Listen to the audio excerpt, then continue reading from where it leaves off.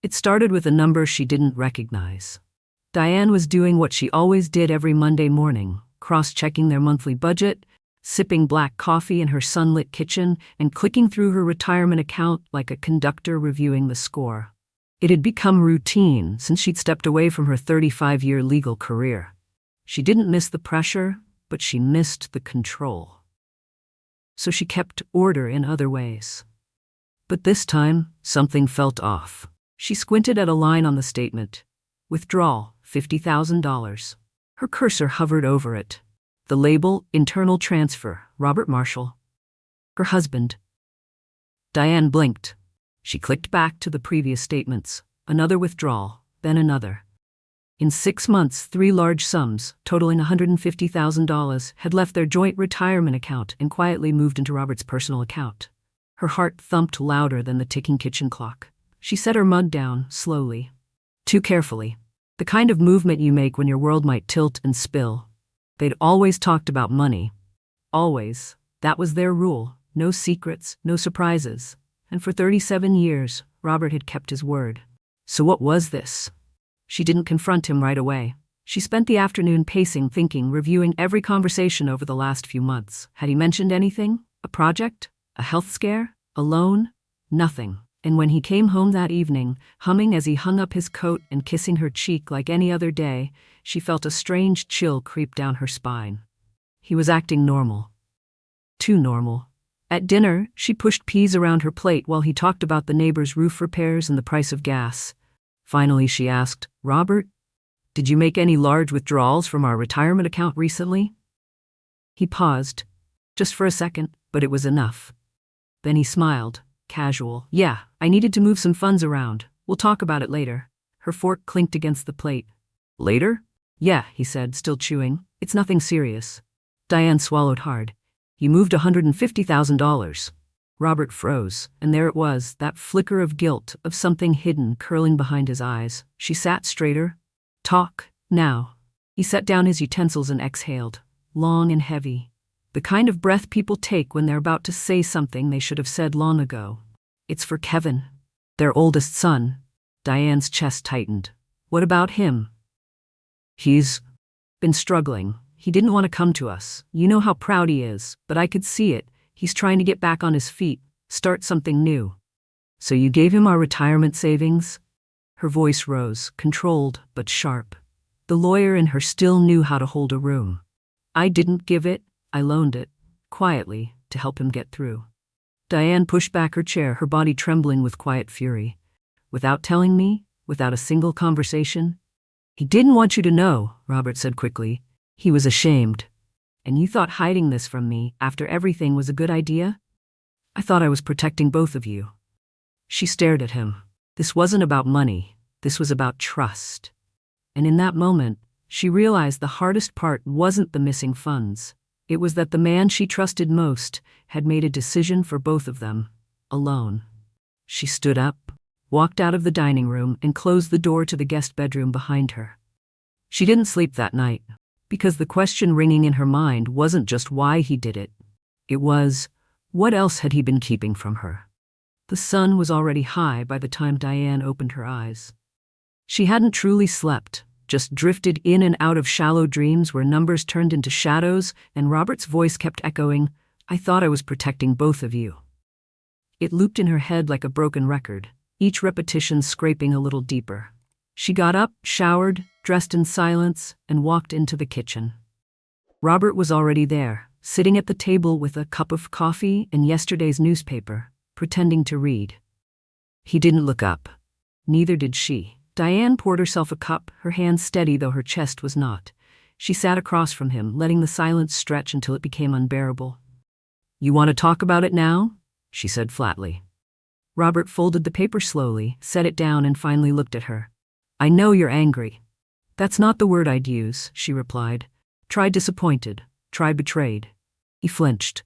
"I didn't mean to go behind your back." "But you did," she said, voice sharp but low. "We had a plan, Robert. We agreed. No major moves without both of us. That account is our future, not just a bank you dip into when your guilt flares up." Robert rubbed his hands together, then leaned forward. "I wasn't thinking about guilt. I was thinking about our son. Diane scoffed. Our son? The same son who blew through nearly 200 grand 5 years ago on a tech startup that never launched? The one who disappeared for months when creditors came knocking? He's not the same man, Robert said firmly now. He's older, humble. He's been working like hell to rebuild something. Just a small repair business. He didn't ask for anything. I offered because I saw what he was trying to do. And you didn't think I deserved to know? I thought you'd shut it down before he had a chance. She stared at him. And you'd be right, she said quietly. Robert looked away, ashamed. Diane stood up, walked to the window and stared out at the garden. The rose bushes she'd planted after retirement were in bloom, stubborn and soft. She'd always found peace in them. Not today. When did we become this, she whispered, more to herself than to him. When did we start making decisions in separate corners of the house? Robert didn't answer right away. Then, softly, when we started thinking we were protecting each other by hiding the hard things. Diane turned, arms crossed. I need to talk to Kevin, she said. Robert hesitated. He didn't want to involve you. Too bad, she replied. You already did. That afternoon, Diane called Kevin and asked him to come by. Her tone left no room for excuses. He showed up looking tired, older than she remembered, with dark circles under his eyes and a stiffness in his shoulders that hadn't been there before. He stepped into the living room like a man entering a courtroom. She didn't offer him coffee. She didn't ask him to sit. I know about the money, she said. Kevin let out a long breath and nodded. I figured you would. You went to your father behind my back? I didn't go to him for money, Kevin said quickly. I went to talk, he offered. Why didn't you come to me? Kevin's voice broke a little. Because I was afraid you'd see me the way I saw myself. A failure. Diane stared at him, her jaw clenched. You think I don't know what it feels like to fail? She asked. You think I've never been scared out of my mind about money, about reputation, about what comes next? Kevin looked down. I didn't want you to think I was asking for a handout. Then why take it? Because I didn't have a choice, he whispered. That stopped her. The boy she'd raised, the one with fierce opinions and an even fiercer pride, was gone. In his place was a man who had been burned, humbled, and still trying to stand. For the first time in days, Diane felt something crack open. Not anger, not disappointment, but a kind of aching compassion. She sat down slowly, folding her hands in her lap. What are you building? Kevin blinked. A repair shop. Phones, tablets, laptops, nothing big, just me and my hands. And you want this to work? I need it to. Diane nodded. Then let's make sure it's built on something better than guilt and secrets. Kevin looked up. I'm not investing money, she said. Not yet, but I will invest my mind, my skills. You get my help building this the right way, or you walk alone. Your choice. He didn't speak for a long moment, then he nodded. I'll take it. Diane exhaled, not in relief, but in resolve. The damage wasn't undone, but maybe, just maybe, it could still be repaired. The next few days felt different. Not lighter, not exactly better, but clearer, like fog beginning to lift over cold water. Diane still hadn't touched the retirement account again. She didn't need to. The real weight wasn't the money, it was trust. Trust between her and Robert. Trust between her and Kevin. Trust, once broken, took more than numbers to fix. But she was willing to try. Kevin showed up the following Saturday with a notebook full of scribbles, a laptop with too many sticky notes on the screen, and the quiet tension of someone trying not to make another mistake. They sat at the dining table, the same one where she had once helped him with algebra and years later signed over a check he wasn't ready to manage. Now, they faced each other as two adults, one rebuilding, one guarding. Let's see what you've got, she said. Kevin flipped open the notebook. His business plan was messy, scattered, passionate, yes, but lacking foundation. His expense list was vague, projections optimistic. He had no contingency plan, no written strategy for marketing, no formal bookkeeping process. She raised an eyebrow. And this is what your father gave you $150,000 for? Kevin flushed. No, that's not. He sighed. It wasn't supposed to be this rough. I've been trying to do everything myself. I didn't want to ask for help again. Diane leaned forward. Kevin, there's a difference between doing it alone and doing it right. He looked down, embarrassed. I know. For the next 3 hours they worked. Diane didn't scold him. She coached him, gently but firmly, the way she used to mentor junior associates at her firm. She walked him through how to build a clean budget, how to track income and expenses, how to create a business structure that wouldn't implode under pressure. Kevin listened, really listened. Every so often, she caught a glimpse of something in his expression, not just gratitude, but hunger. Not for money, for guidance, for approval. She realized something she hadn't wanted to admit for years. He had never stopped needing her. But what he needed now wasn't a safety net. It was a compass. Later that evening, Diane walked into the den where Robert was reading. She sat across from him and took a breath. "I met with Kevin," she said. Robert looked up. "How'd it go?" "He's trying," she said. "He's still got a long way to go, but he's not looking for a bailout, he's looking for direction." Robert nodded. "That's why I did it. I just didn't know how to say that without sounding like I was choosing sides." Diane's voice softened. "There are no sides, Robert, just us, and our son, and our future." He reached across the coffee table and took her hand. "I'm sorry," he said, "for going behind your back." She didn't let go. "I know you were trying to protect him," she said, "but next time, protect this too."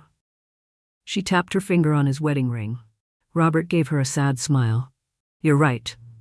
The next morning, Diane pulled out a yellow legal pad, something she hadn't used since the day she retired, and began drafting what she called the partnership plan. It wasn't just a contract, it was a blueprint for trust. Together, she and Kevin would create a financial structure for his business that would allow for measured investment, releasing funds only after milestones were met. It would include oversight, reporting, and clauses for risk mitigation. She even joked, "You'll hate me a little by the time we're done." Kevin grinned. "I already do, but I also know I've never respected you more." Robert handled logistics, legal filings, setting up a small LLC, and overseeing the setup of a business account separate from Kevin's personal finances. They worked together like a small, unlikely team.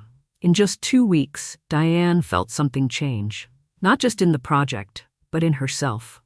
The bitterness she'd carried about being excluded, about old wounds with Kevin, began to loosen, not because things were perfect, but because they were trying, together. One evening, she found Kevin alone in the garage, organizing parts, cleaning tools, humming softly to himself. She watched him for a moment before speaking. "You know," she said, "when you were little, you used to tear apart our kitchen radios just to see how they worked." He laughed. "I remember.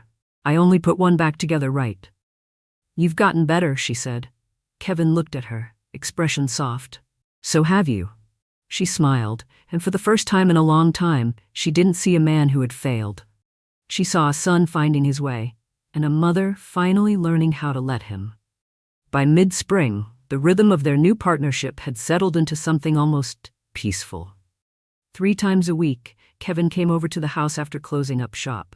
Diane would have spreadsheets printed, red-marked and annotated with notes like, "Revise cost projection, too optimistic," or "What's your backup if supplier delays?" At first, Kevin bristled at the intensity. But over time, he began to show up early, with better documents, sharper questions, and a notebook filled with ideas. Diane saw it in his posture. He was beginning to stand taller. And strangely, so was she. It had been years since she felt this mentally engaged. Since retirement, life had felt like a slow fade into the background, quiet, orderly, but dull. Now every cell in her brain sparked back to life. She wasn't just helping her son, she was proving to herself she still had purpose beyond the garden, beyond recipes, beyond retirement dinners and bridge nights. But it wasn't all smooth. One Friday evening, Kevin brought a new proposal, a second location. Diane frowned. "Already?" He nodded. "There's a space opening up downtown. It's a great deal. High foot traffic, low rent, only 2 months free before lease begins." She leaned back. "And how will you cover staffing, inventory, insurance, utilities, not to mention the additional marketing required?" Kevin hesitated. "I figured, with the current momentum, we could risk scaling." "We?" she asked sharply. He flinched. And that was the moment Diane realized the line between mother and business partner had begun to blur, and not in a healthy way. She closed the folder and pushed it aside. "We agreed on milestones," she said calmly. "You haven't hit profitability yet. Expansion isn't just about space, it's about sustainability." Kevin exhaled. "I knew you'd say that." "Then why bring it up now?" "Because I wanted you to believe in me." She paused. I do, Kevin, but belief without boundaries isn't love. It's permission to fail the same way twice. And I won't be part of that. He nodded slowly. I'm not saying no forever, she added. But you need to prove this shop can stand on 2 feet before we give it a sibling. The conversation ended there, but the next day, Kevin sent her an updated report with adjusted goals, tighter budgeting, and a promise. I won't ask again until we're ready. That night, Diane sat on the porch with Robert, the air soft and cool. I think I've been harder on Kevin than I needed to be, she said. Robert looked at her over the rim of his glass. I think you've been exactly what he needed. She was quiet for a moment, then smiled. I used to think being a good mother meant protecting him from everything. But maybe it just means preparing him for when I can't. Robert reached over and took her hand. You're doing both, he said. A few weeks later, Kevin paid back the first $10,000 of what Robert had given him. He brought the check in an envelope with no flourish, no ceremony, just left it on the kitchen counter with a sticky note that said, "One step at a time." Diane tucked it into the safe that evening, but more than the money, what stayed with her was the look in Kevin's eyes when he handed it over. He wasn't just rebuilding his business, he was rebuilding himself, and in some quiet, careful way, so was she. By early summer, Kevin's shop had reached a steady rhythm. He wasn't getting rich, far from it, but the bills were paid, the customer base was growing, and for the first time in years, Diane noticed a calm in his voice when he spoke about the future. Not bravado, not desperation, just quiet confidence. He came to dinner one Sunday with grease on his hands and a smile that didn't feel borrowed. I hired someone, he said between bites of roast chicken. Diane raised an eyebrow. Full-time? Part-time for now. A local kid. Smart. Teachable. Reminds me of, well, me. Robert chuckled. God help us all. Diane smiled but said nothing. She was watching Kevin's posture, his tone, the way he explained things. She saw leadership blooming, not just survival. It was subtle, but real. Later that night, she sat at her desk going over the latest financial update Kevin had emailed. Everything was in order, clean, accountable, even conservative in projections. She leaned back and stared at the numbers, feeling something unexpected swell in her chest. Pride. Not the kind that comes from proving you were right. The kind that comes from knowing someone you love is finally ready to walk without leaning too hard on you. The next morning, Kevin called her out of the blue. I want to buy your share, he said. She paused. Excuse me? My part of the business, the initial investment, the guidance. I want to make it official. Buy you out fully. No offense, he added with a grin she could hear through the phone, but I don't want to have to run every printer purchase by my mom. She laughed. Fair. They agreed on terms. Clean, simple, respectful. The final payment would take 6 more months. Kevin insisted on interest. Diane declined. They compromised. He'd make a donation to a local youth tech program in her name instead. Later that week, Diane and Robert sat together going through their own financial documents. For the first time since the day she saw that unexplained withdrawal, Diane didn't feel nervous. She didn't feel resentment. She felt peace. They had enough. More than enough, really. Because now they had a plan. Together, they adjusted their portfolio, built a conservative drawdown model, and even set aside a modest emergency fund. Not just for them, but for future family needs that would be handled with discussion, not secrecy. Then they did something they hadn't done in years. They booked a trip, just the 2 of them. A modest coastal town, nothing extravagant, but it was a way of saying, we're still living. We're not just planning to die with tidy accounts and balanced spreadsheets. We still get to be. And before they left, Diane stopped by Kevin's shop unannounced. The bell over the door jingled. Kevin looked up, startled, then smiled. The place smelled of solder and fresh coffee. Music played low in the background. He was fixing a laptop while training the new hire at the same time. Hey, he said, wiping his hands.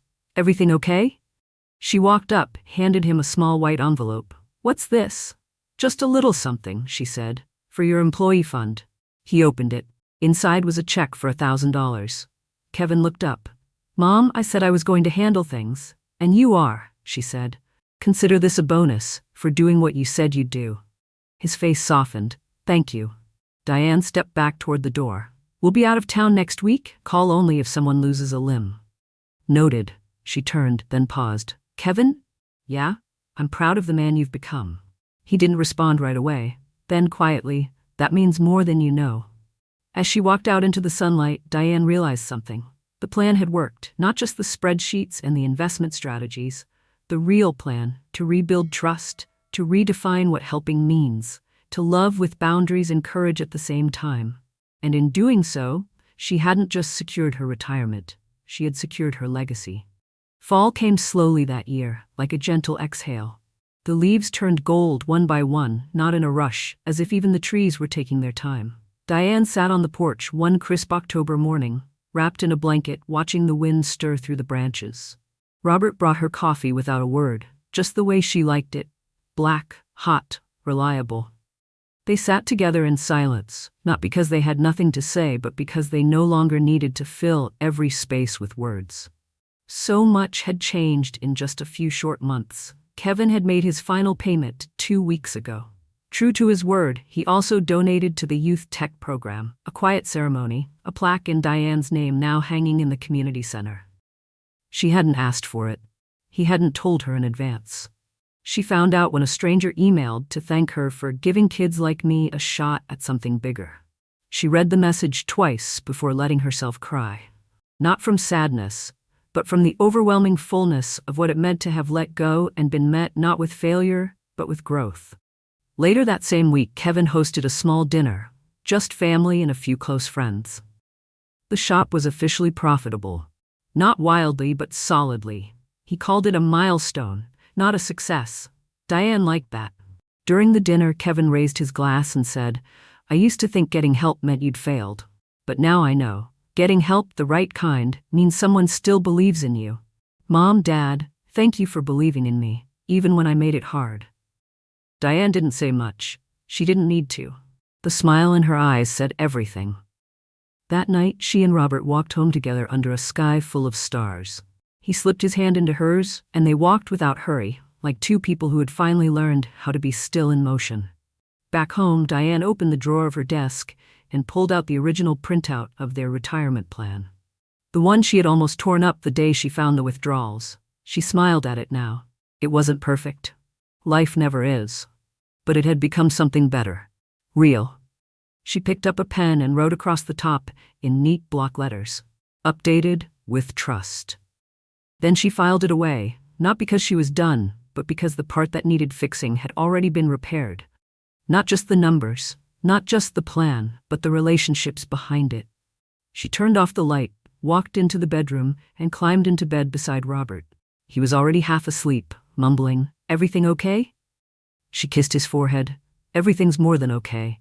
And as she closed her eyes, Diane felt something rare and solid in her chest.